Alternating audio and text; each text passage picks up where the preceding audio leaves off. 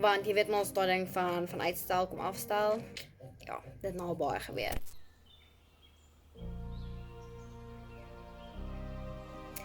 Hallo almal, ek is Lindsay en vandag gaan ek met julle praat oor roetine en gebed. So soms kan jy lewe baie besig raak en sommige mense is geneig om dan Bybel te lees of bid uit te stel. Ek is een van die mense, as iets nou moet klaar, dan kan Bybel lees of bid mos nou wag tot dit klaar is. En dis ook nie altyd so goed nie, want jy weet mos daai ding van uitstel kom afstel.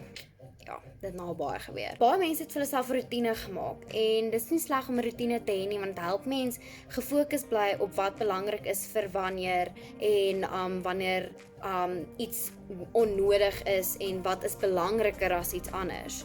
So my roetine is elke liewe oggend lees ek Bybel en ek bid en elke liewe aand voor ek gaan slaap lees ek ook Bybel en ek bid.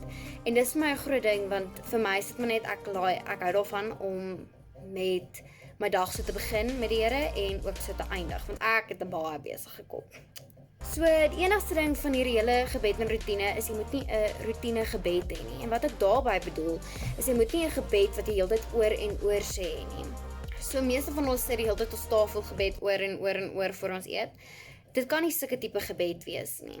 So, elke liewe dag is sy eie dag en elke liewe gebed moet sy eie gebed wees, self wat jy daar op daai oomblik voel, wat jy met op daai oomblik mee sukkel. So alles moet net, dit moet nie wees van 'n ruk terug se gebed wat jy net opgesê het en dit net uit jou kop uit geleer het nie.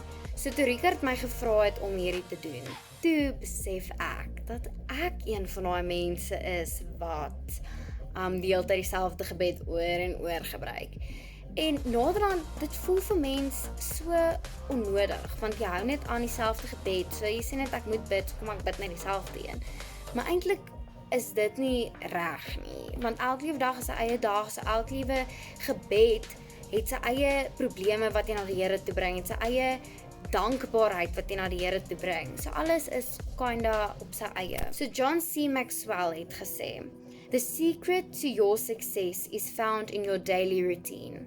So elkeen het hulle eie roetine en roetine is nie sleg nie want dit maak maar net spasie om alles in wat daai dag moet gebeur in te pas. Die Here is baie bly as ons vir hom 'n tydjie maak in die oggend of in die aand of whenever jou roetine vir jou kans gee, want hy weet hoe besig dit kan raak en hy is net baie dankbaar, baie bly dat ons bereid is om van ons tyd op te offer om dit saam met hom te spandeer.